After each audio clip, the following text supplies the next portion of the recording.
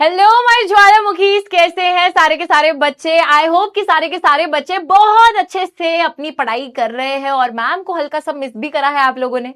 तो जल्दी से क्लास में आ जाओ। All my superheroes and divas, how are you guys, जल्दी से मुझे कमेंट सेक्शन में बताइए।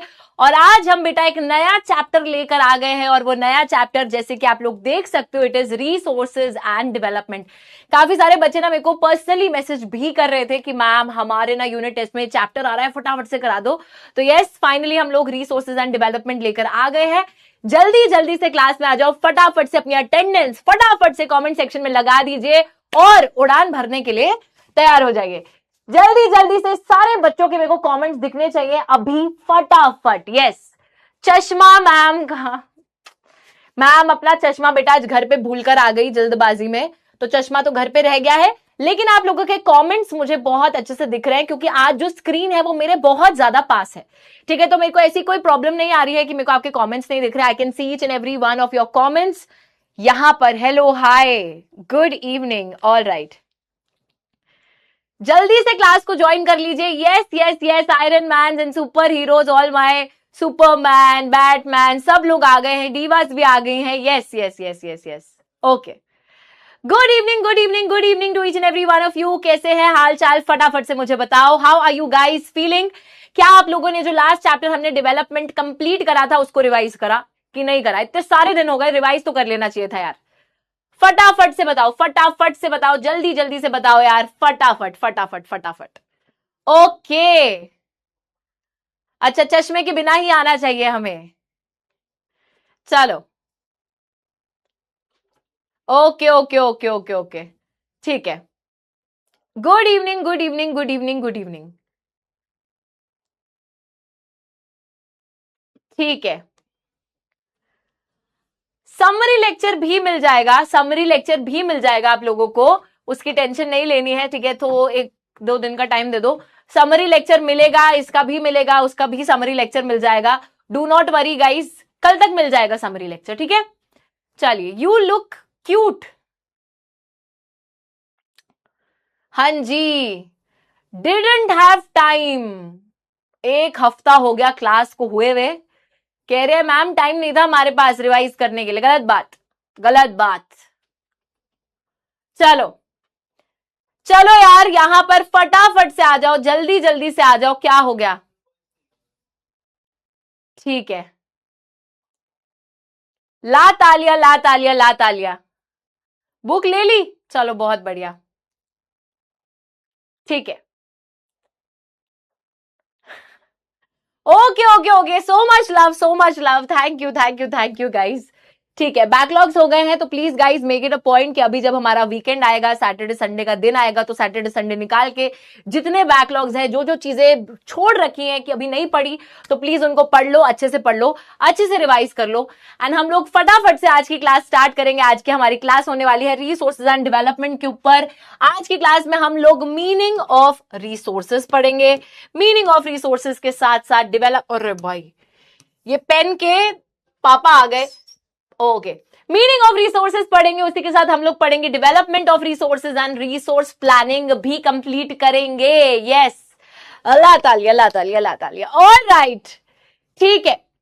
तो यार टेलीग्राम लिंक मैं कल की क्लास में लेकर आऊंगी। टेलीग्राम लिंक के साथ साथ आपको समरी लेक्चर भी मैं कल प्रोवाइड कर दूंगी, कल तक। ठीक है, पक्की बात है ये।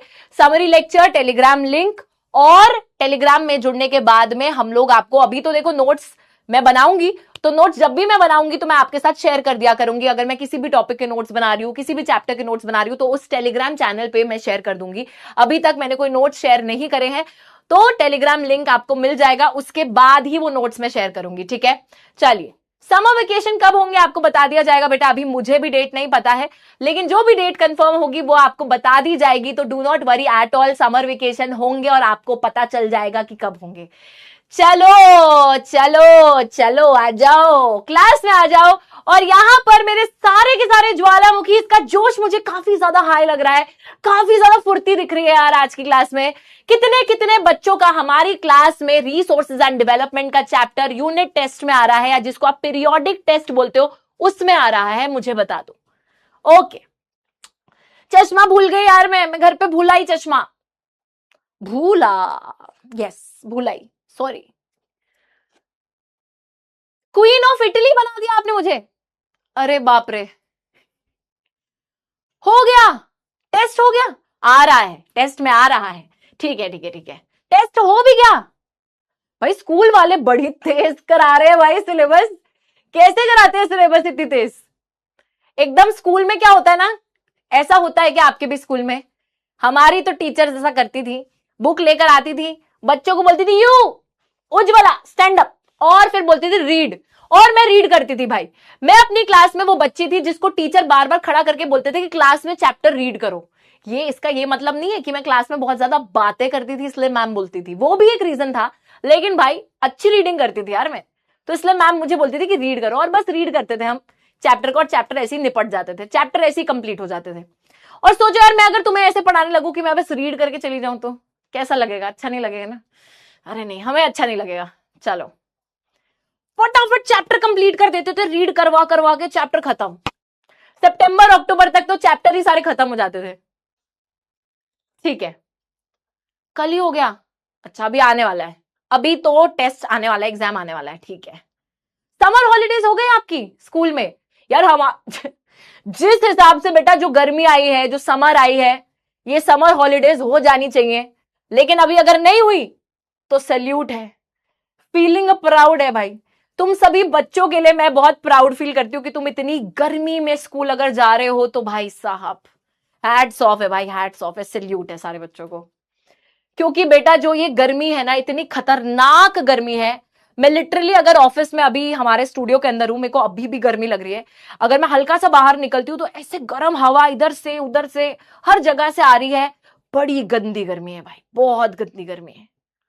और मैं अभी देख रही थी हॉटेस्ट सिटीज का वो जो एक रैंकिंग आई है, उसमें इंडिया के इतने सारे शहर हैं भाई, ओहो, एल नीनो आ गया है और गर्मी आ गई है बहुत ज्यादा। ठीक है, हो गई, चलो फिर तो अच्छी बात है। बहुत ज्यादा गर्मी में मैम हम स्कूल जाते हैं, अरे भाई 25 तारीख से होगी, चलो ठीक है, अब तो आने ही वाला है 25 तारीख, 23 से होगी, 3 जून से होगी, इतनी लेट? तो पूरे जून तो होती है यार वेकेशन। ठीक है, आप चश्मा मिस कर रहे हो यार, चश्मा मैं भूल आई हूं, लेकिन आज बिना चश्मे के मैं क्लास लूंगी, लेकिन मेरे को सब दिख रहा है, कोई दिक्कत नहीं है, इतनी इतनी मेरी वीक नहीं है भाई, आई साइट दिख रहा है मुझे। चलो, कभी अगर स्क्रीन जैसे बहुत दूर होती है मेरे से तब मेरे को नहीं दिखता, लेकिन अभी मेरे को दिख रहा है। चलो चलो चलो, 25 से स्टार्ट होंगी, ठीक है, ऑल राइट। तो यार ये चैप्टर के बारे में आपने थोड़ा रीड तो कर ही रखा होगा, थोड़ा सा तो रीड करा होगा, पता होगा हल्का फुल्का कि ये चैप्टर किस बारे में है, क्या है, लेकिन फिर भी हम लोग स्टार्ट करने वाले हैं। इस चैप्टर का नाम है बेटा रिसोर्सेस। दो शब्द आते हैं ना, एक आता है रिसोर्सेस और दूसरा शब्द आता है डेवलपमेंट। अब हमें पता है डेवलपमेंट तो हम पहले से पढ़ के आ रहे हैं, डेवलपमेंट पे तो पूरा चैप्टर हमने कंप्लीट करा है, लेकिन इन दोनों वर्ड्स के बीच में रिश्ता क्या कहलाता है ये हम इस चैप्टर में देखेंगे कि ये जो दो शब्द हैं, the one particular word resources, अरे चलो, रिसोर्सेस और डेवलपमेंट, इनके बीच में रिश्ता क्या कहलाता है बेटा, ये हमें इस चैप्टर में देखना है, ये हमें इस चैप्टर में समझना है, ठीक है। चलो ओके, ठीक है ठीक है ठीक है ठीक है, ओके, बंद हो गया स्कूल बंद, ठीक है।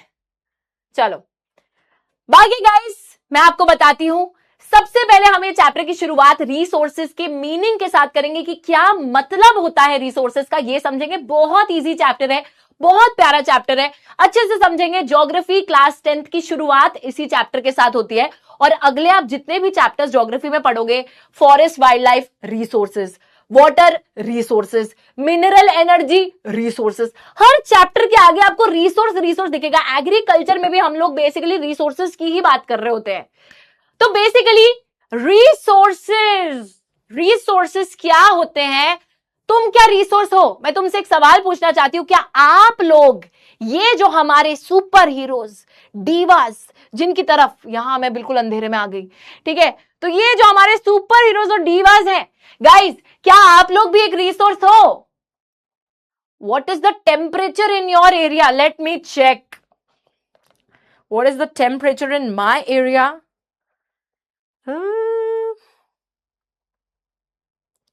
यार ये तो चेक करना पड़ेगा।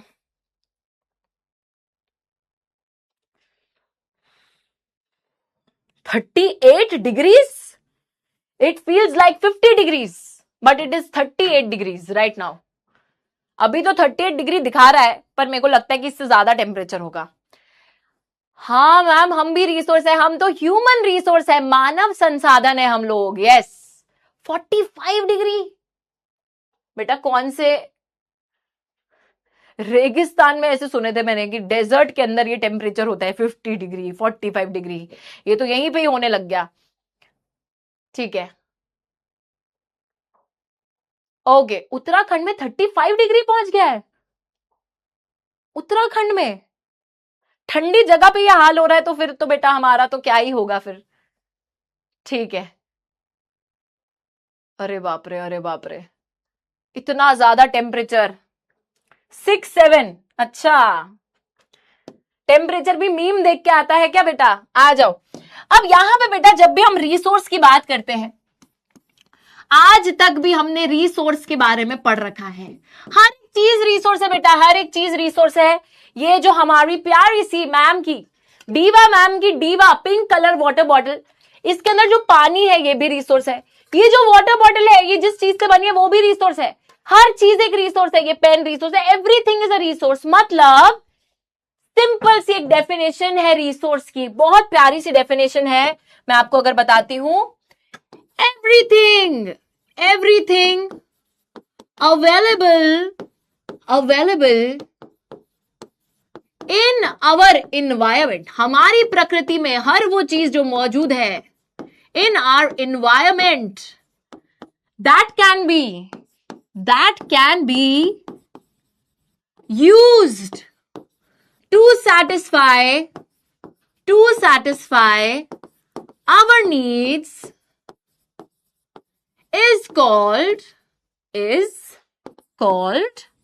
a resource। हर एक चीज जो हमारी प्रकृति में मौजूद है, जो हमारी किसी ना किसी जरूरत को पूरा करती है, वो हर चीज एक रिसोर्स है। हर एक चीज जो हमारी जरूरत को पूरा करती है वो एक रिसोर्स है। अभी के अभी इस डेफिनेशन को बहुत अच्छे से याद कर लो। Everything available in the environment use to satisfy our needs is called a resource. बचपन से ये डेफिनेशन हम लोग बेटा हजारों बारी पढ़ते हुए आ रहे हैं, लेकिन अब क्लास 10th में आकर बोल दिया जाता है कि ये डेफिनेशन बिल्कुल अधूरी है, बिल्कुल इनकम्प्लीट डेफिनेशन है। ये डेफिनेशन तो अधूरी है गाइस, ये डेफिनेशन पूरी नहीं है। तो इसको पूरा बनाएंगे हम लोग। इसको आज हम इसके साथियों से मिलवाएंगे और इसको पूरा बना देंगे। इस डेफिनेशन को हम कंप्लीट कर देंगे। चलो कंप्लीट कर देते हैं इस डेफिनेशन को। बच्चों इस डेफिनेशन को कंप्लीट करेंगे। अब मेरे को एक बात आप बड़े प्यार से बताओगे। सपोज यहां पे इस क्लासरूम के नीचे मेरे को पता चलता है कि नीचे सोना है। ये वाला सोना नहीं, सोना गोल्ड है, और गोल्ड है अंदर, जमीन के अंदर है गोल्ड। अब भाई उस गोल्ड को निकालने के लिए क्या मैं ऐसे अपने हाथों से ऐसे गड्ढा करने लगूंगी, गोल्ड निकल आएगा क्या? नहीं निकल के आएगा बेटा। कोई भी रिसोर्स, चाहे मैं बोल रही हूं यहां पे नीचे एक पत्थर है जिसमें आयरन है, लेकिन वो जो रिसोर्स है उसको निकालने के लिए मैं खुद से गड्ढे करके तो नहीं निकाल सकती। तो मुझे चाहिए होंगे मशीनें, मुझे मशीनें चाहिए होंगी, मुझे वो लोग चाहिए होंगे जो स्किल्ड लोग हैं, जिनको वो मशीनें चलानी आती हैं, जो कि उस रिसोर्स को इस अंदर से निकालेंगे। तो यस, यहां पर बेटा हमें टेक्नोलॉजिया यानी कि टेक्नोलॉजी की जरूरत है। तो सबसे पहली चीज हमारे रिसोर्स में भाई हमें चाहिए टेक्नोलॉजी, यानी कि टेक्नोलॉजिकली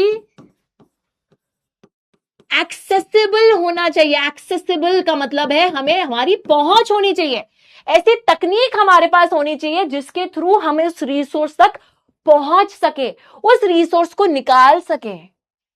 ठीक है भाई, ये तो बात बिल्कुल ठीक है ना?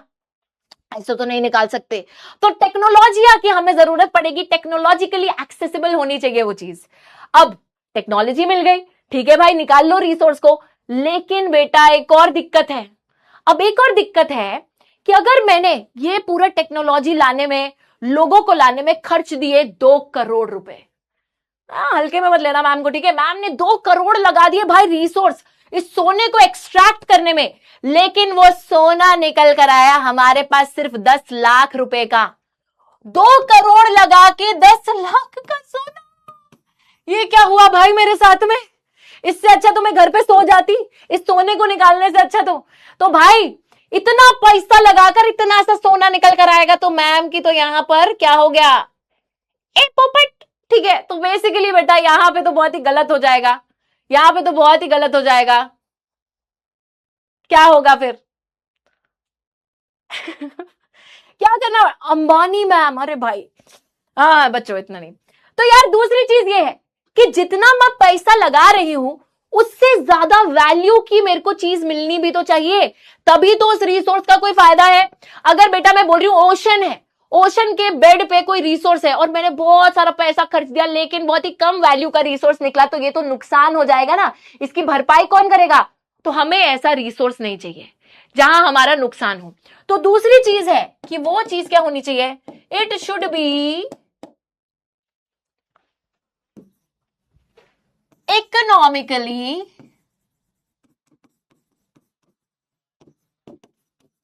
फीजिबल। मोए मोए मोए मोए होने से रोकना है तो रिसोर्स को इकोनॉमिकली फीजिबल होना भी जरूरी है। मतलब हम जितना पैसा लगा रहे हैं उससे ज्यादा वैल्यू की चीज हमको मिलनी चाहिए। ठीक है, कई ज्यादा वैल्यू की चीज हमको मिलनी चाहिए, तब जाकर वो ठीक है।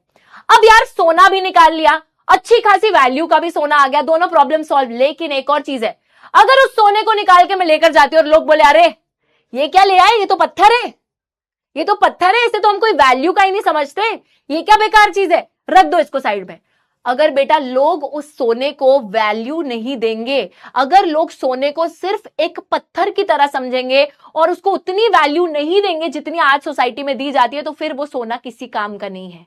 That is why as a society, जो आप समाज में रह रहे हो, वो समाज भी उस चीज को अगर उतनी वैल्यू देता है, उतना ज्यादा बेहतरीन समझता है, तब जाकर उस चीज की कोई वैल्यू है। आप लोग देखते हो लोग सोने को खरीदते हैं इन्वेस्टमेंट पर्पसेस के लिए, है ना, सोने के गहने पहनते हैं लोग, इतने सारे गहने खरीद के घूमते हैं, और हम कभी देखते हैं अरे सोना, मतलब ये लोग तो बहुत अमीर हैं यार। ठीक है, तो बेटा बेसिकली उस गोल्ड को वैल्यू इसलिए मिलती है क्योंकि as a society, as a समाज हम उसको बहुत ज्यादा वैल्यू देते हैं, बहुत ज्यादा उसकी वैल्यू करते हैं। दैट इज वाई यहां पर तीसरी चीज आएगी कि it should be culturally acceptable. समाज उसे एक्सेप्ट भी करे कि वो चीज बहुत बहुत इंपॉर्टेंट है, बहुत महत्वपूर्ण चीज है, तब जाकर वो चीज की कोई वैल्यू होती है। तो यहां पर अगर ये तीनों क्राइटेरिया फुलफिल करता हुआ कोई रिसोर्स है, तब जाकर वो रिसोर्स है बेटा, नहीं तो वो रिसोर्स नहीं है। तो कौन सी 3 चीजें हैं? 3 चीजें हैं। सबसे पहली चीज क्या है? सबसे पहली चीज है कि आपके पास उस रिसोर्स तक पहुंचने की टेक्नोलॉजी होनी चाहिए, टेक्नोलॉजिकली एक्सेस कर सको, उस तक पहुंच सको, इट्स वेरी इंपॉर्टेंट। दूसरी चीज, जितना पैसा आप लगा रहे हो उससे ज्यादा पैसे की वो चीज होनी चाहिए, उससे ज्यादा वैल्यू की वो चीज होनी चाहिए, इकोनॉमिकली फीजिबल। एंड तीसरी चीज, it should be culturally acceptable, मतलब एज अ सोसाइटी भी हमें उसे उतनी वैल्यू देनी है, उतना बेहतरीन समझना है जितने बाकी लोग समझते हैं। बड़ी सिंपल सी बात है। फीजिबल का मतलब है कि मतलब अच्छी खासी वैल्यू का होना चाहिए। ठीक है, इट शुड बी फीजिबल, जितना पैसा लग रहा है उससे ज्यादा वैल्यू की वो चीज होनी चाहिए। ठीक है, यस, ओके, बिल्कुल सही बात है। तो ये 3 चीजें बेटा याद रख लेना, इन्हें जब नोट्स बनाओ तो नोट्स में याद रख लेना और लिख लेना। ठीक है, ये होता है रिसोर्स, ये होता है रिसोर्स। सारे बच्चे क्या स्पैम कर रहे हैं? सीजेपी। तुम बच्चों तक खबरें पहुंच जाती हैं? हाँ सारी। बड़े भाई 10th क्लास के, अभी मैं 12th क्लास में यही डिस्कस करके आ रही हूं, लेकिन 10th क्लास के हमारे बच्चे और भी ज्यादा आगे निकल चुके हैं, सीजेपी की बात कर रहे हैं। अरे वाह वाह वाह।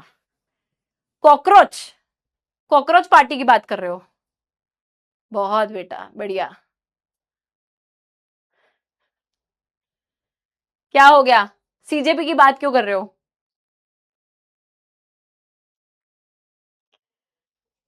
तो एक्चुअली हमने क्या देखा कि हमारे एक चीफ जस्टिस ऑफ इंडिया जो है, उन्होंने ये बात बोली थी, चीफ जस्टिस ऑफ इंडिया ने, कि हमारी जो यूथ है वो कॉकरोचेस और पैरासाइट्स की तरह है, ठीक है। लेकिन उस बात के बदले में हमारी जो जेन जी है वो बिल्कुल जाग गई। उन्होंने बोला कि ठीक है, अब हम कॉकरोचेस ही यूनाइट करेंगे। आपने हमें कॉकरोच बोला है, हम सब कॉकरोचेस साथ में आके मिल जाएंगे और हम बताते हैं कि हमारी यूथ कितना ज्यादा काम कर रही है। So I can see videos of the people जो अपने पीछे से कॉकरोच की ड्रेस पहन के वो नदी को साफ कर रहे हैं, सफाई कर रहे हैं, काम कर रहे हैं। They are showing the world कि हमारी जो यूथ है they are doing a lot of things. तो even if you call us a cockroach, we are like doing so many things. तो हमारी यूथ को ऐसे मत बुलाओ।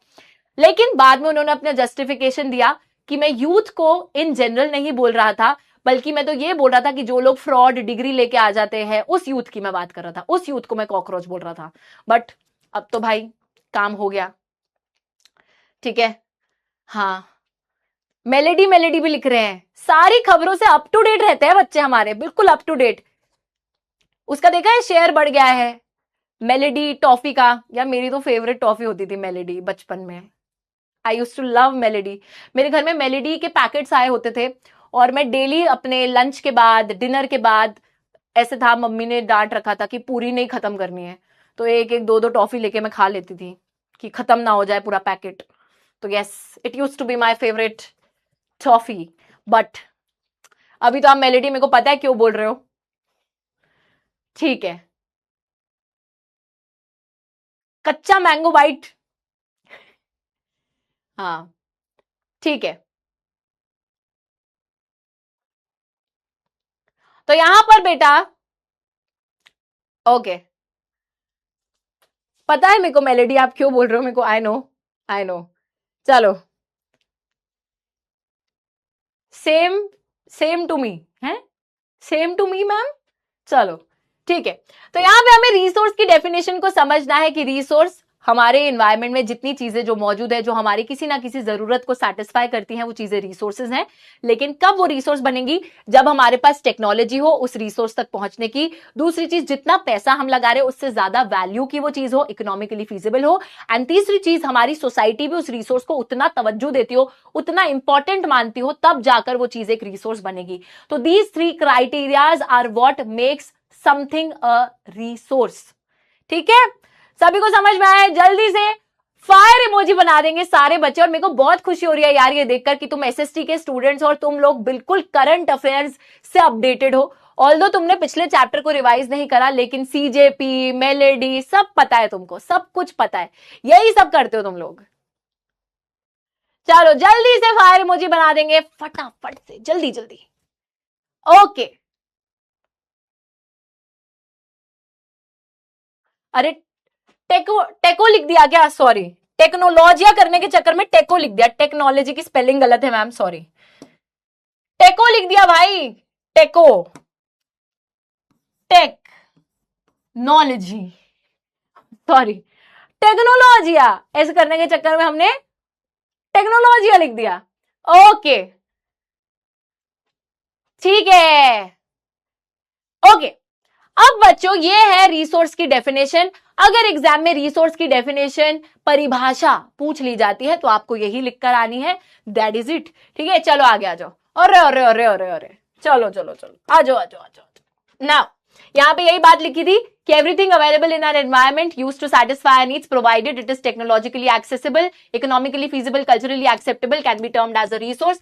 This is the meaning of a resource. ये क्या है? This is the meaning. ठीक है, ये होता है मीनिंग ऑफ अ रिसोर्स। चलो भाई आगे आ जाओ। अब यहां पर देखो बेटा, ये एक बड़ी इंपॉर्टेंट सी चीज है, ध्यान से देखेंगे। ठीक है, चलो आ जाओ। अभी कमेंट्स थोड़ी देर के लिए बंद होने वाले हैं मेरे बच्चे, आ जाओ ज्वालामुखीज। थोड़े से कॉन्सेप्ट्स को समझेंगे, फिर हम लोग अपने पोल पे चलेंगे। बहुत बढ़िया तरीके से आप लोग अपना जो जोश है इसको मेंटेन करके रखना। यहां पे हम लोग देख रहे हैं, this is known as interdependence. Interdependence, interdependence मतलब हर कोई एक दूसरे पे निर्भर है, डिपेंडेंट है।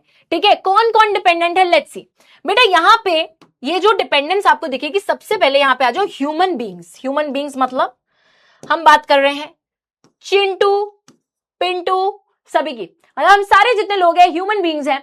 ह्यूमन बींग्स क्या करते हैं? ह्यूमन बींग्स बहुत इंपॉर्टेंट काम करते हैं बेटा। नेचर में यानी कि हमारी प्रकृति में, इन्वायरमेंट में जितने भी संसाधन मौजूद हैं, जितने भी रिसोर्सेज मौजूद हैं, उन रिसोर्सेज का फायदा उठाते हैं टेक्नोलॉजी की मदद से।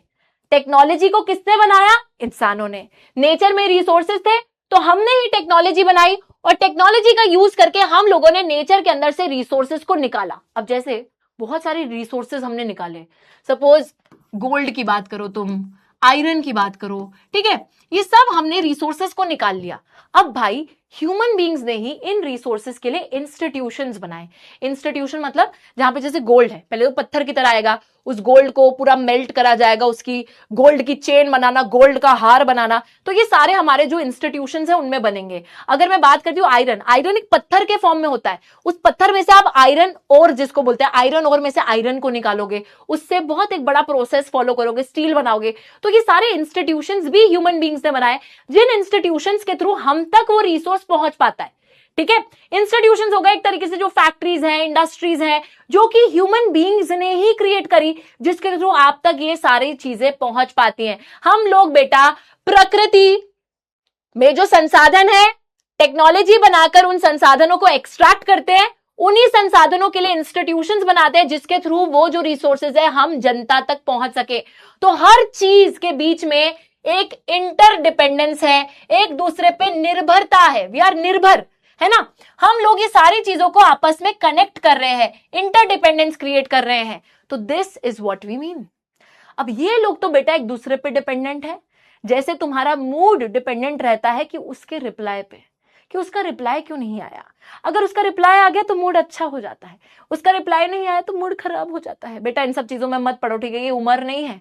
मेरे को पता है कि तुम अपने फोन में देख देख के मैम को कैसे पता कि हमारा मूड तो उसके रिप्लाई पे डिपेंडेंट रहता है। हमें सब पता है तुम्हारा मूड डिपेंडेंट रहता है उसके रिप्लाई पे, दैट इज योर इंटरडिपेंडेंस। लेकिन यहां पे बेटा ह्यूमन बींग्स एनवायरमेंट में जो चीजें मौजूद है, टेक्नोलॉजी का यूज करते हैं उसको एक्सट्रैक्ट करने के लिए, और फिर उन्हीं रिसोर्सेज को इंस्टीट्यूशंस के थ्रू जनता तक पहुंचाते हैं। तो ये है एक इंटरडिपेंडेंस, एक दूसरे पे निर्भरता जो हमें यहां पे दिख रही है।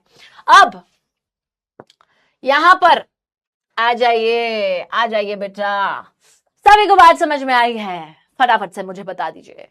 Yes, is it clear? सही बोल रही हूं ना मैंने बिल्कुल सही बोला है बेटा, नहीं रहता डिपेंडेंट। वन साइडेड भी अलग ही, there is no one ma'am. तो बेटा आप फिर मैम की कैटेगरी में आते हो, देर इज नो वन, है ना, we are in the same boat guys. चमक गया है?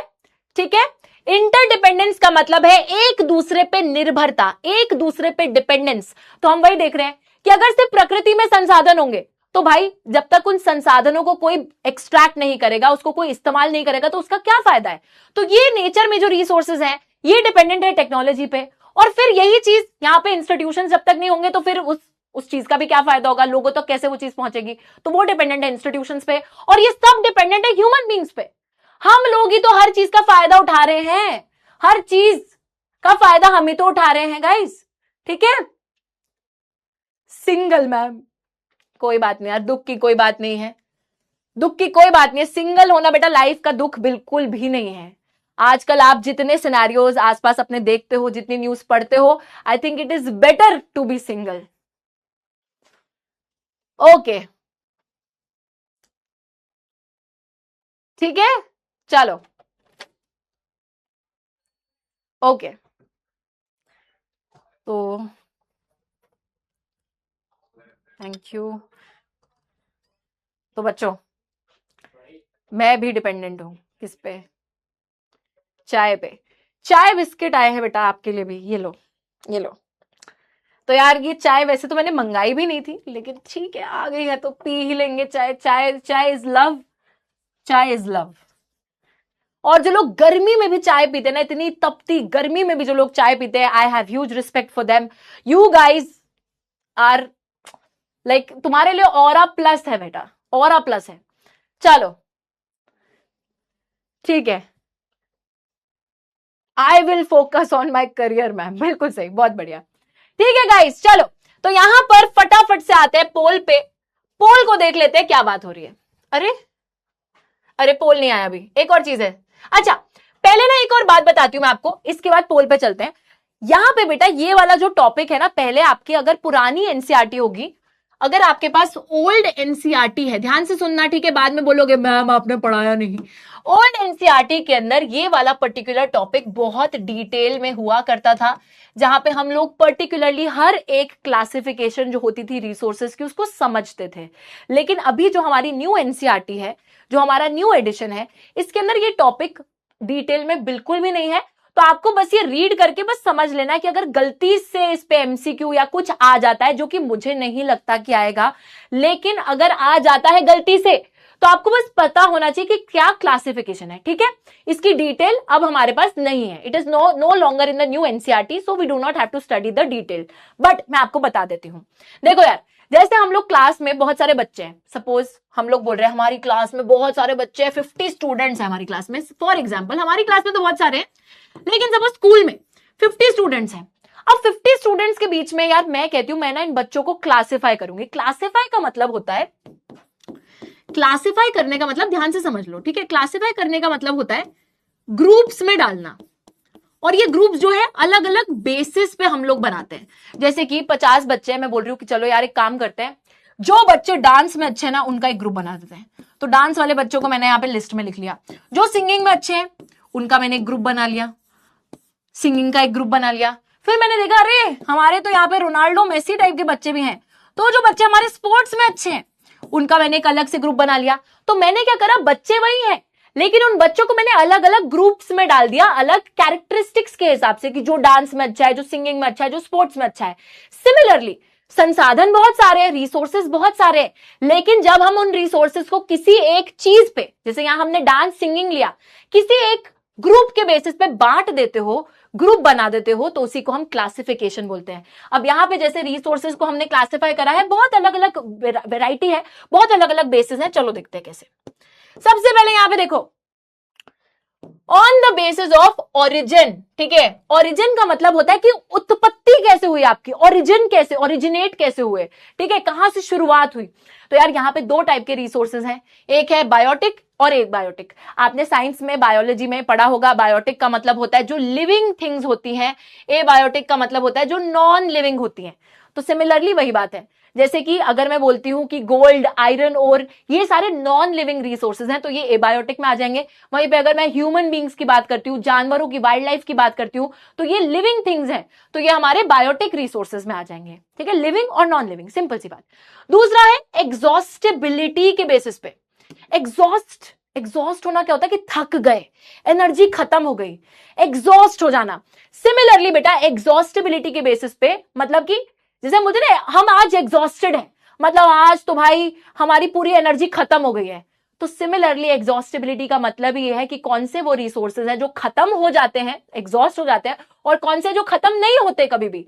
दो टाइप में यहां पे आता है रेन्यूएबल। रेन्यूएबल का मतलब है जो रिसोर्स रेन्यू हो जाता है, जैसे पानी जो है वाटर साइकिल के थ्रू पानी होता है, पानी जो है ऊपर इवेपोरेट होके जाता है, फिर बादल बनते हैं, फिर प्रेसिपिटेशन होता है, नीचे बरस के आता है, बरसों रे मेघा मेघा।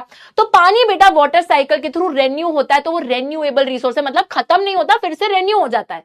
और नॉन रेन्यूएबल होगा जो लिमिटेड अमाउंट में मौजूद है, जो एक टाइम पे एग्जॉस्ट हो जाएगा, पूरा खत्म हो जाएगा। जैसे कि पेट्रोल है, petrol is a non renewable resource, ठीक है, कि उसकी एक लिमिटेड क्वांटिटी मौजूद है और एक समय पे वो खत्म भी हो सकता है। जब वो खत्म हो जाएगा तो खत्म हो जाएगा।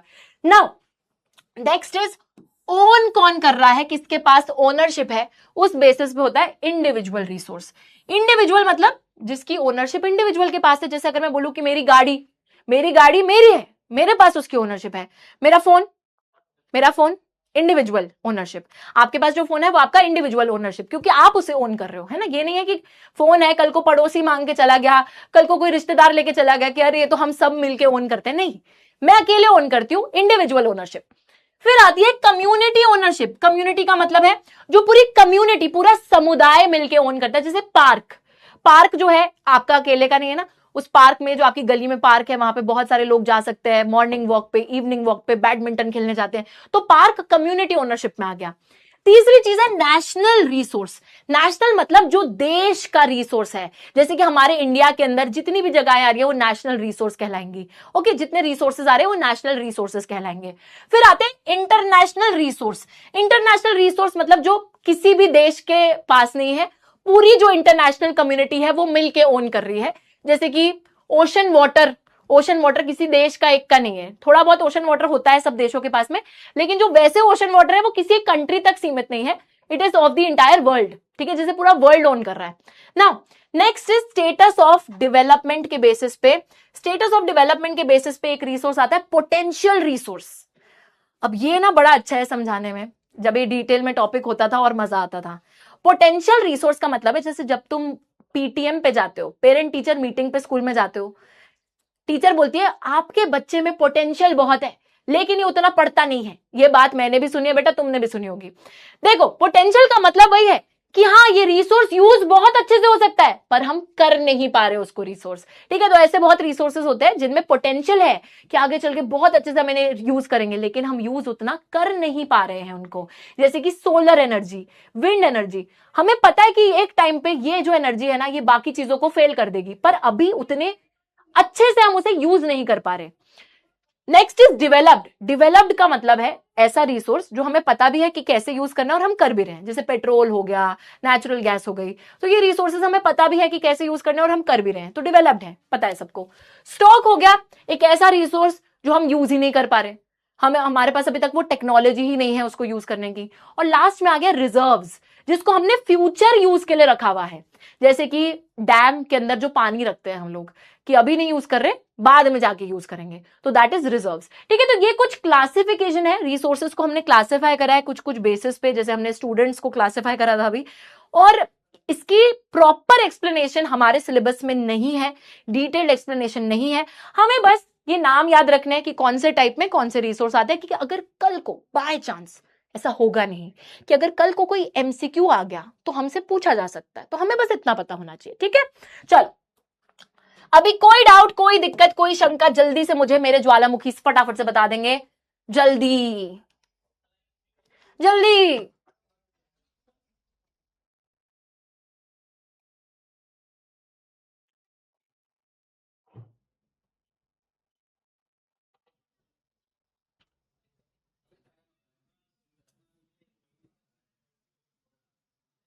क्या हो गया, नो क्यों लिख रहे हैं?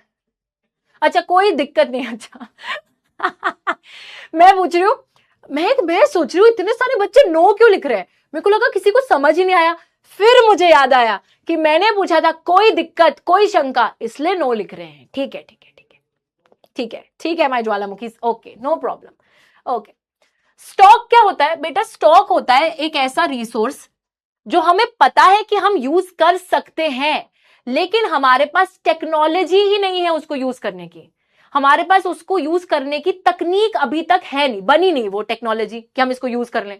वी नो कि it could be a resource but we are not able to use it because we do not have the appropriate technology. ठीक है, चलो चमक गया है, ठीक है चलो, इसकी डिटेल आपको चाहिए ही नहीं बेटा। इसका एग्जाम्पल आप H2O ले सकते हो, H2O इन द सेंस कि उसके वो मॉलिक्यूल्स वगैरह अलग करने की हमारे पास वो नहीं है।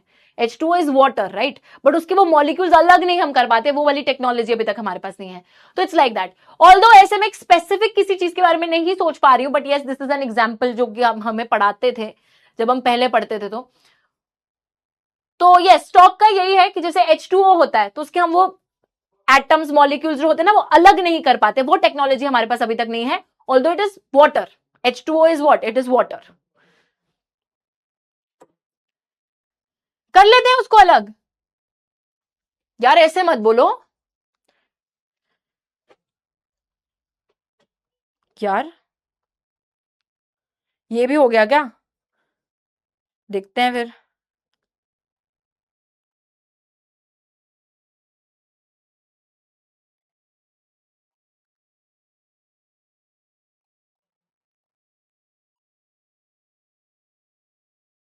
कुछ तो होता होगा यार, स्टॉक ढूंढ के आना पड़ेगा। स्टॉक, स्टॉक रिसोर्स को ढूंढ के आना पड़ेगा।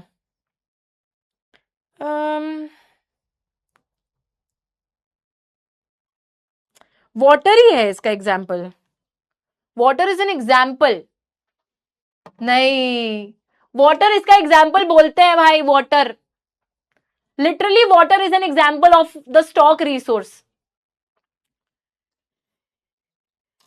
यार ऐसे मत बोलो. It is the example actually.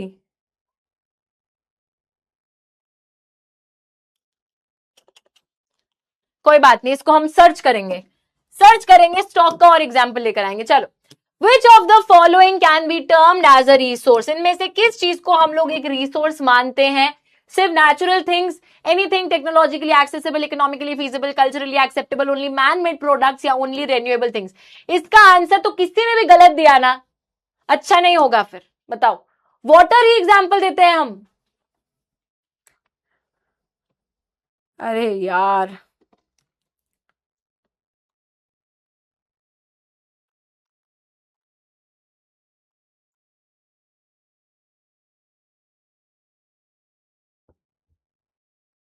Hydrogen gas in water. ठीक है, hydrogen gas in water is an example.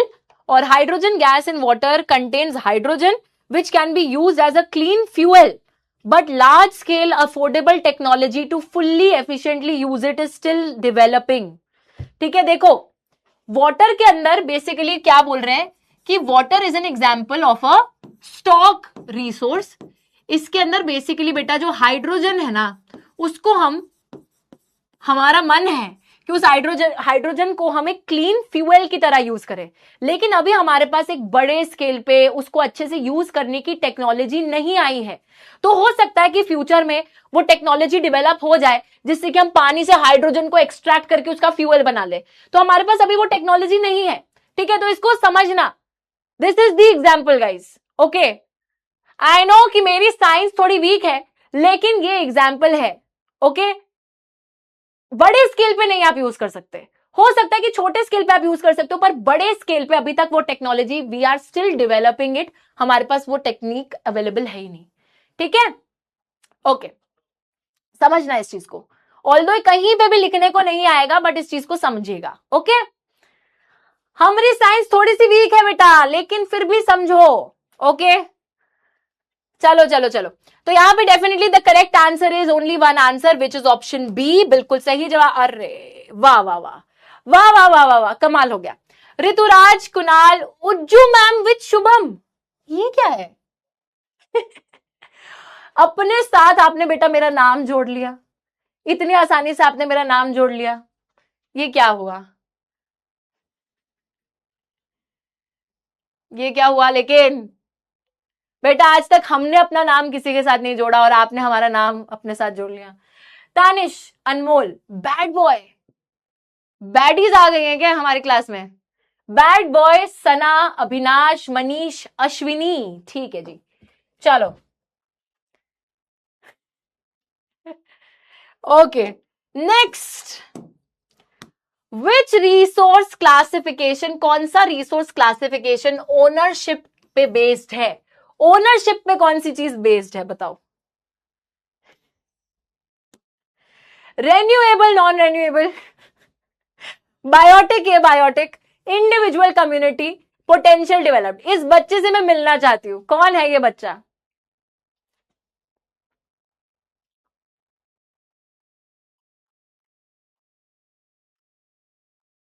चलो बताओ.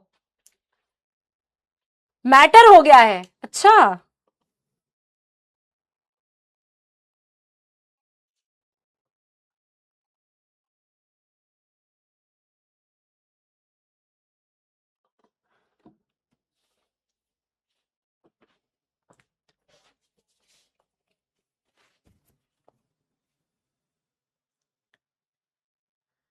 एक कह रहे साइड हट. बेटा साइड हट, ये ना अपने दोस्तों को बोलना, तुम जाके मैम के आगे ऐसे मत बोलना. ठीक है, मैम बहुत प्यार से बात करती है तुमसे. मेरे से प्यार से बात करो आप. चलो,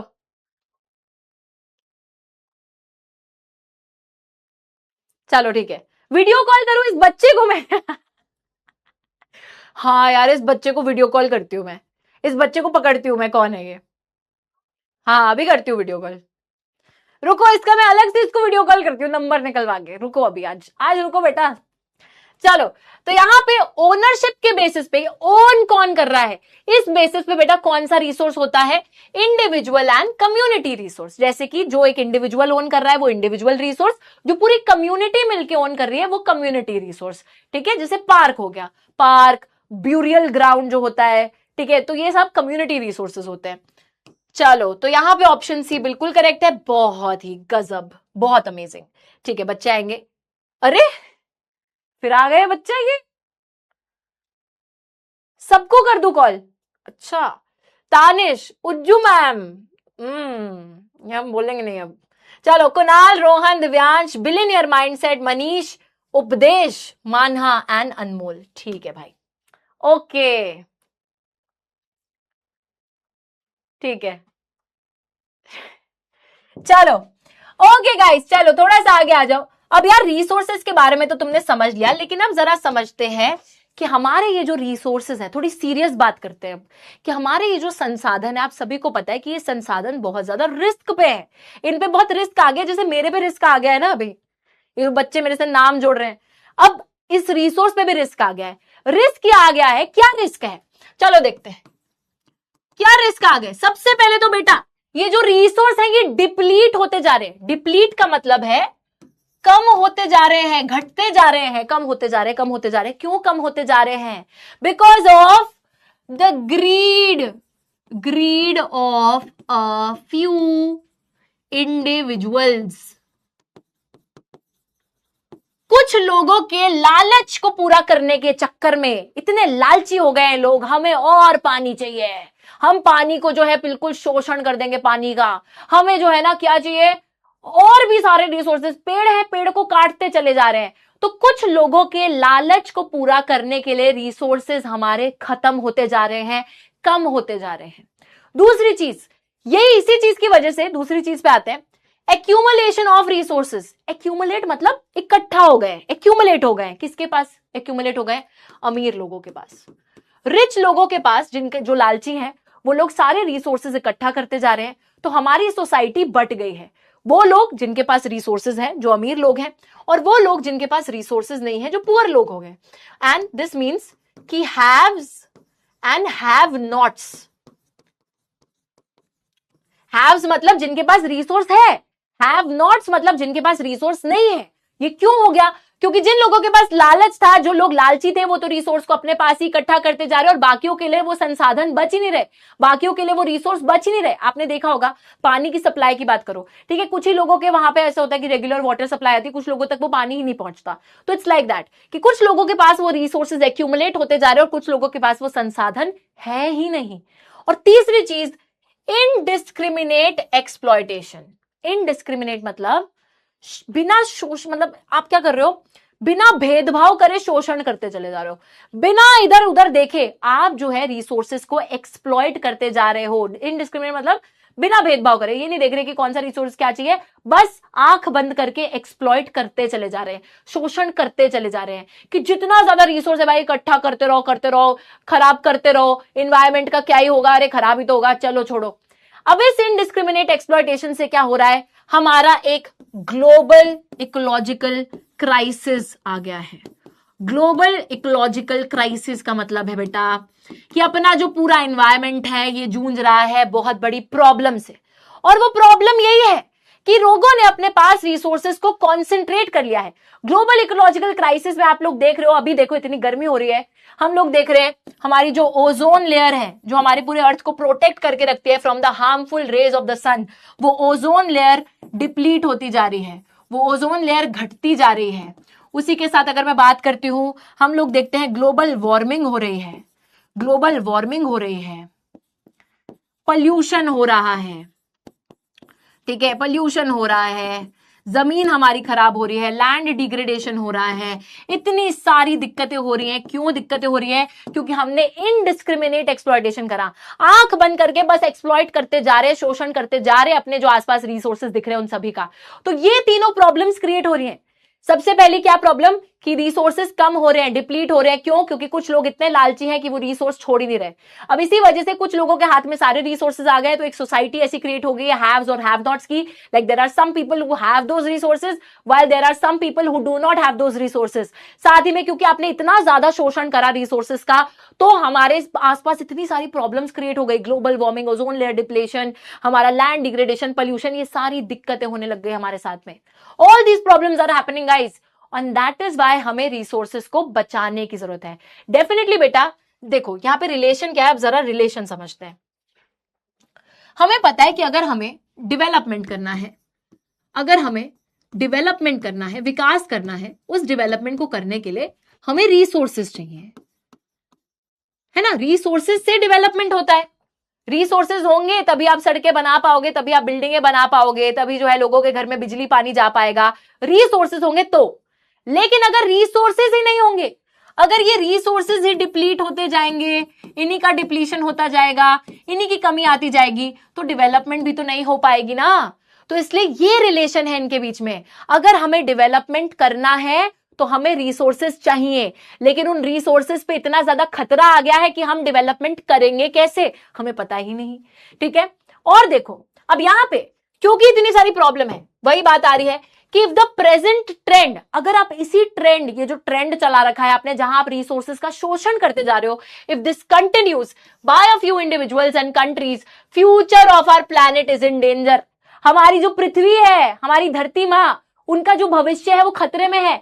क्योंकि एक ऐसा समय आएगा जब ये रिसोर्सेज बचेंगे ही नहीं, तो हम क्या करेंगे फिर, हम कैसे डेवलपमेंट करेंगे।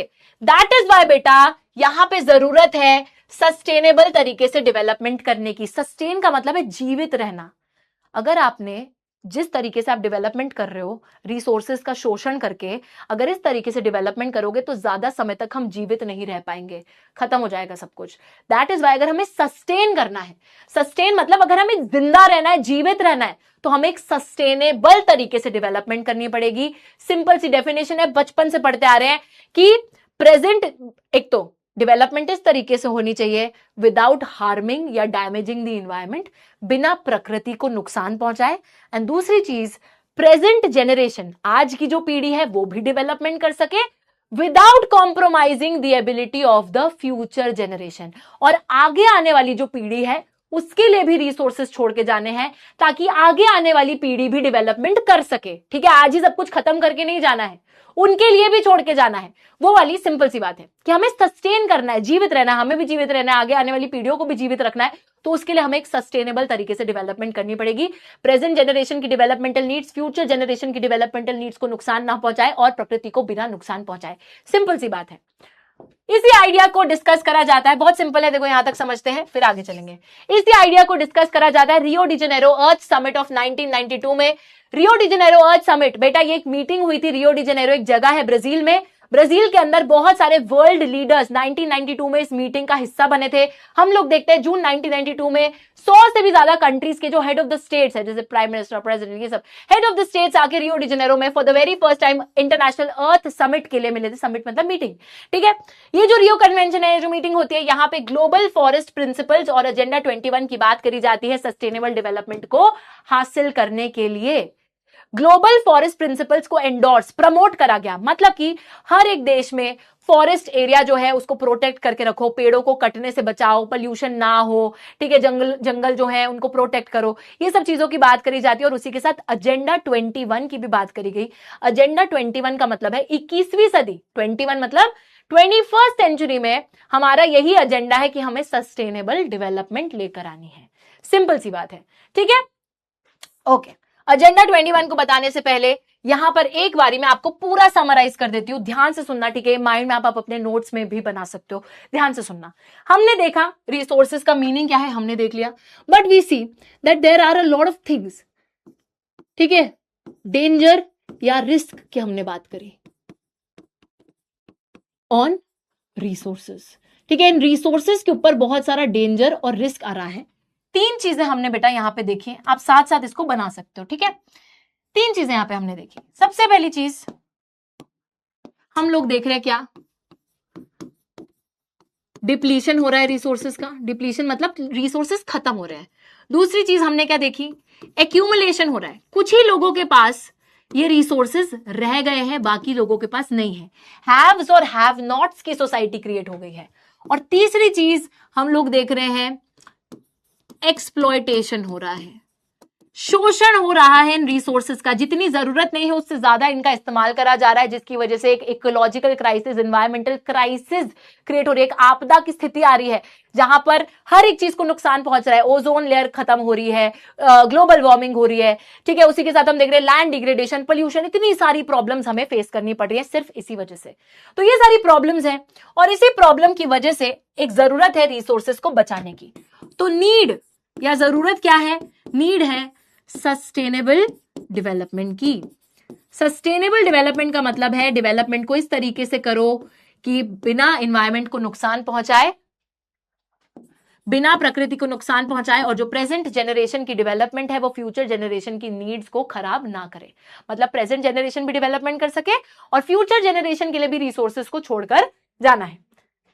ओके, नाउ इसी के साथ हम लोग देखते हैं यहां पर अर्थ समिट जो हुआ था रियो डी जेनेरो में। इस अर्थ समिट में 1992 में बहुत सारे वर्ल्ड लीडर्स आके मिले थे। इन्होंने यहां पर अडॉप्ट करा है एजेंडा 21।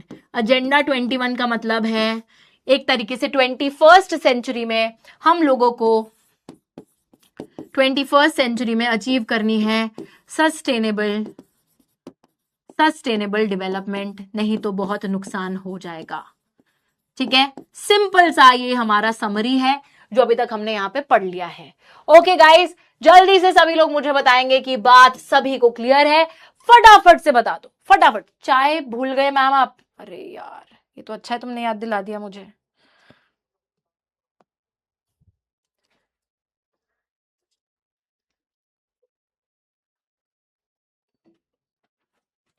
सॉरी यार, देखो जल्दबाजी में कभी कभी स्पेलिंग में आधी अधूरी लिख देती हूँ, या टेक्नोलॉजी भी कर दिया था मैंने, ठीक है, तो स्पेलिंग गलत है तो कोई बात नहीं, आप करेक्ट कर लिया करो, नहीं तो मुझे बता दिया करो।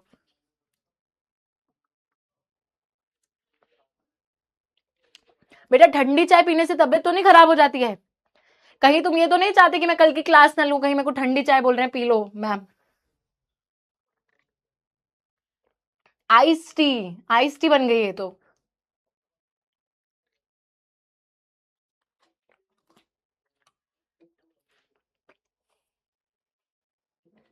ठीक है, हाँ जी, ओके। एक्यूमुलेशन का मतलब इकट्ठा हो जाना, किसी के पास एक्यूमुलेट हो गया। तो वही बात है कि जिन्होंने, जो बहुत लालची लोग हैं, उन्होंने इतने सारे रिसोर्सेज अपने हाथ में ले लिए कि उनके पास इकट्ठे हो गए, वो रिसोर्सेज एक्यूमुलेट हो गए, और कुछ लोगों के पास वो रिसोर्सेज है ही नहीं। तो इस वजह से सोसाइटी दो हिस्सों में क्रिएट हो गई, एक जो हैव्स जिनके पास संसाधन है, और हैव नॉट्स जिनके पास संसाधन नहीं है। ठीक है, चल कोल्ड टी, ओके। चलिए यहां पर आते हैं क्वेश्चन को समझने के लिए। सस्टेनेबल डेवलपमेंट का मतलब क्या होता है बच्चों? बचपन से आप लोग पढ़ते हुए आ रहे हो, आपको पता होना चाहिए। What does it mean? Rapid industrial growth, development without environmental damage, maximum use of resources, या अर्बनाइजेशन ओनली। जल्दी से बताइए कि व्हाट डज इट मीन, फटाफट। डिप्लीशन मतलब कोई चीज कम हो रही है, खत्म हो रही है, कम हो रही है। डिप्लीट होना, किसी भी चीज का कम होना। बिस्किट भी तो आए थे मैम, सही बात है यार।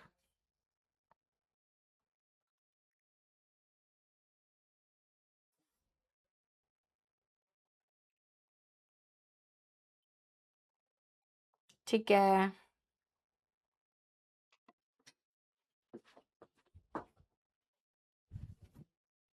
हो गया? यस, हो गया। डेफिनेटली बेटा, सस्टेनेबल डेवलपमेंट मतलब इस तरीके से डेवलपमेंट करो कि सब जिंदा रहें, सब सस्टेन कर लें उस डेवलपमेंट में। तो development without damaging the environment, and development जहां प्रेजेंट जनरेशन भी अपनी डेवलपमेंटल नीड्स फुलफिल कर सके without harming the future generations developmental needs.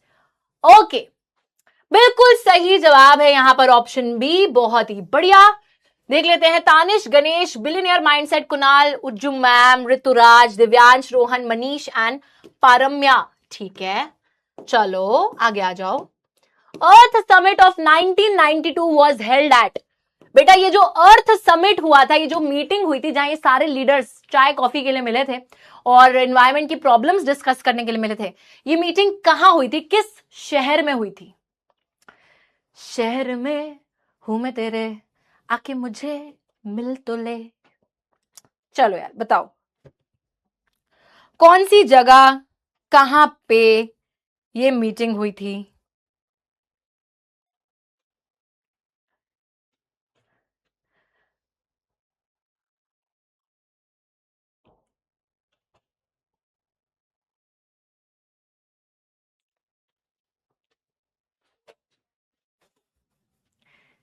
बहुत बढ़िया बेटा, कह रहे ऑप्शन सी, और सी फॉर छुट्टी। मैम छुट्टी दे दो हमें अब, मैम अब हमें जाने दो मैम, 1 घंटे से ज्यादा हम पढ़ नहीं पाते हैं।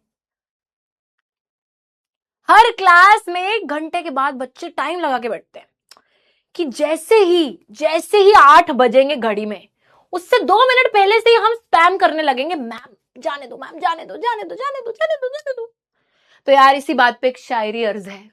अर्ज क्या है कि क्लास से जल्दी जाने नहीं देंगे, क्लास से जल्दी जाने नहीं दूंगी, और एग्जाम में कम नंबर आने नहीं दूंगी। बेटा क्लास से तो मैं जल्दी नहीं जाने दूंगी तुम्हें, मजाक कर रही हूं, अभी जाने दूंगी, ठीक है?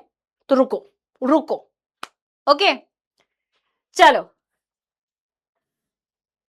छुट्टी छुट्टी, हद हो गई यार, 1 घंटा हुआ है बेटा, 1 घंटा। मैं पता है 5 बजे से पढ़ा रही हूं, अभी 8 बज गए। मैंने तो नहीं बोला, मैंने तो नहीं बोला किसी को कि जाओ यार क्लास से, बहुत देर हो गई मैं पढ़ा रही हूं, ऐसा तो नहीं बोला मैंने। तो जब मैम यहां पे बेटा बिल्कुल ऐसे आपको फुल एनर्जी के साथ पढ़ा सकती हैं, तो आप लोग पढ़ नहीं सकते? मैं जाने दूंगी, अभी थोड़ी देर में जाने दूंगी, ठीक है? तो बस ये लास्ट टॉपिक मैं अब समझा देती हूँ, कोई नहीं, रिसोर्स प्लानिंग कल करेंगे, ठीक है? चलो एक बेसिक वो दे दूंगी। Earth summit held at Rio de Janeiro, option C बिल्कुल करेक्ट, यहाँ पे बहुत ही बढ़िया। देख लेते हैं, billionaire mindset, Saumya, Ujju ma'am, Ganesh, Vaibhav, Aastha, Tanish, Kunal, Divyansh, Manish, ठीक है भाई, ठीक है। नेक्स्ट, एजेंडा 21 किस चीज से रिलेटेड है बेटा? एजेंडा 21 का मतलब क्या है, क्यों आया था ये एजेंडा 21, किस चीज से ये जुड़ा हुआ है? बताओ। Space research, oh my god, global sustainable development, industrialisation, या फिर पॉपुलेशन कंट्रोल? बताओ गाइस, मेरे को बताओ।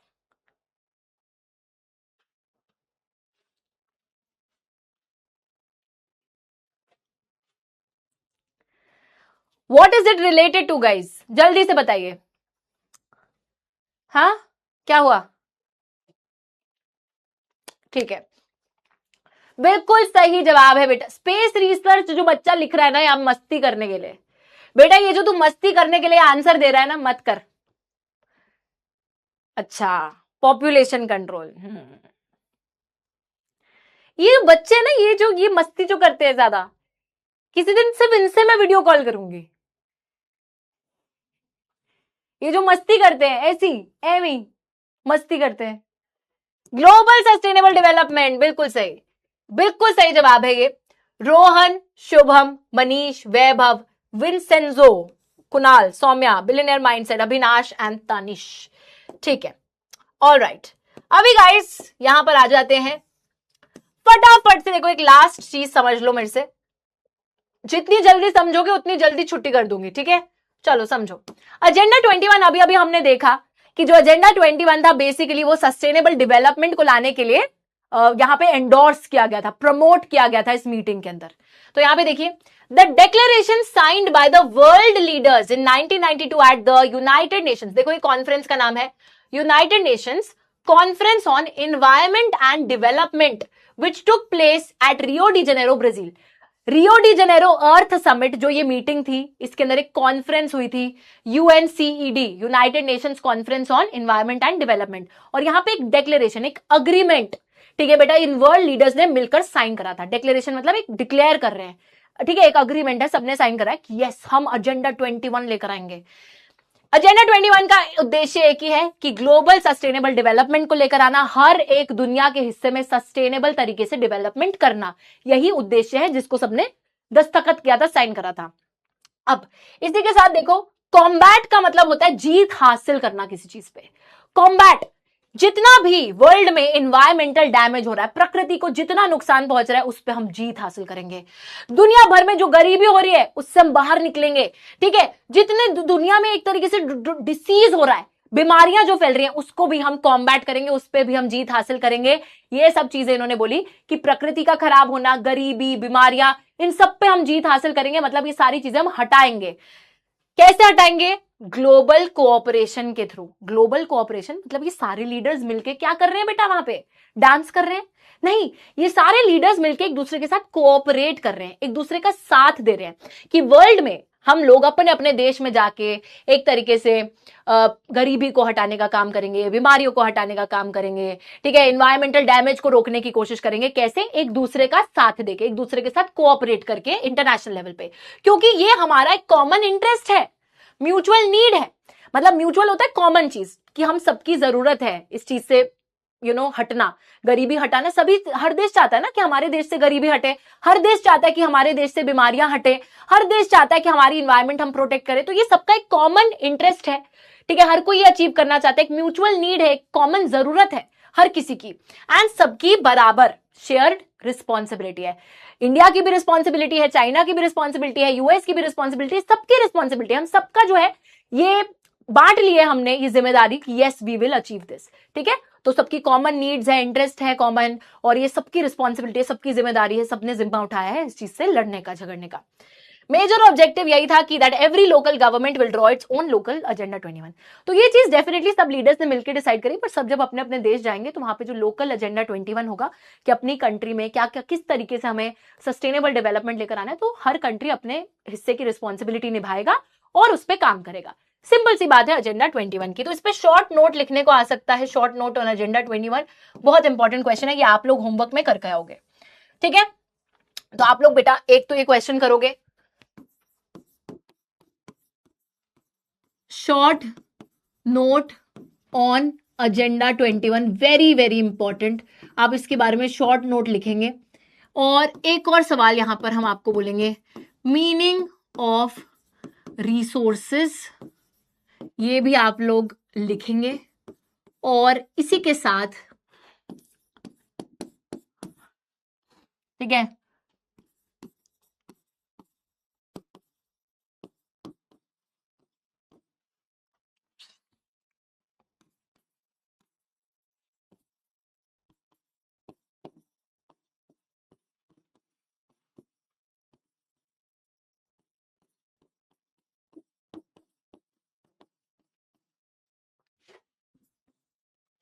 Y do we have to conserve और प्रोटेक्ट आवर रिसोर्सेज? हमें हमारी रिसोर्सेज को बचाने की जरूरत क्यों है? तो क्यों बचाने की जरूरत है? तो वो जो 3 पॉइंटर्स बताए थे, डिप्लीशन, एक्यूमुलेशन, इनडिस्क्रिमिनेट एक्सप्लॉयटेशन, ये सब बताओगे। एंड कैसे बचेंगे? सस्टेनेबल डेवलपमेंट भी याद रखना। ठीक है, all right, all right. Final leader board दिखा दो। ठीक है, फाइनल लीडर बोर्ड देख लेते हैं। ओके, अरे भाई आज इस बच्चे को मैं वीडियो कॉल करके रहूंगी, रुको, आज तुम रुको गाइस।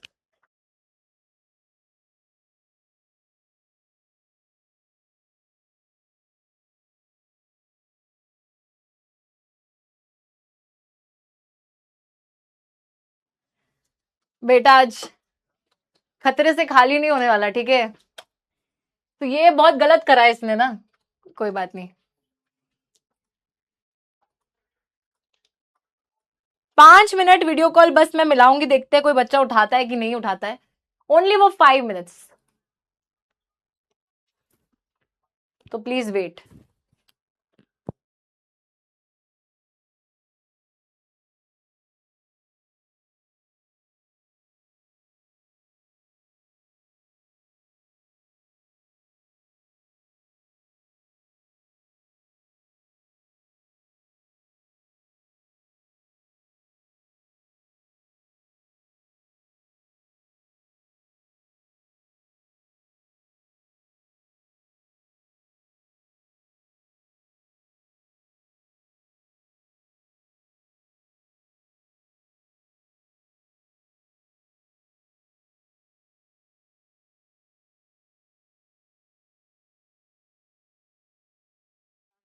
कोई बात नहीं। ओके, तो यहाँ पे okay, Shubham, Kunal, Tanish, billionaire mindset, Manish, Rituraj, Divyansh, Abhinash, Anamika, Dashnoor, ये हमारा फाइनल लीडर बोर्ड है। और यहाँ पे आ जाते हैं यार, किधर आता है? ओके, ठीक है। सो गाइज, यहाँ पे जैसे कि आप लोग देख सकते हो, we are having a technical difficulty. तो कोई बात नहीं बेटा, आज नहीं हो पाएगी, ठीक है? तो वीडियो कॉल तो नहीं हो पाएगी, लेकिन हम लोग अब क्या ही करें, आज किस्मत नहीं है हमारी आप लोगों से वीडियो कॉल पे बात करने की। लेकिन जरूर नेक्स्ट क्लास में, यानी कि कल की क्लास में हम ट्राई करेंगे दोबारा से कि वीडियो कॉल हमारी लगे, और कोशिश करेंगे, ठीक है, कि हम कुछ बच्चों से कनेक्ट कर सके। Okay, randomly we will connect with a few people tomorrow. कल पक्का करूंगी, ठीक है? क्योंकि अभी देखो मेरे हाथ में नहीं है, यहाँ पे ये सिस्टम में कुछ सिस्टम हैंग हो गया है हमारा। तो we will try again tomorrow. बाकी आप लोग अपना ख्याल रखो, आज जो हमने पढ़ा इसको रिवाइज करो, जो मैंने होमवर्क आपको दिया है उसको भी अटेम्प्ट करो, and I will see all my superheroes and divas in the next class. Thank you so much guys, please take care, have a great day, bye bye, see you and love you guys, bye bye.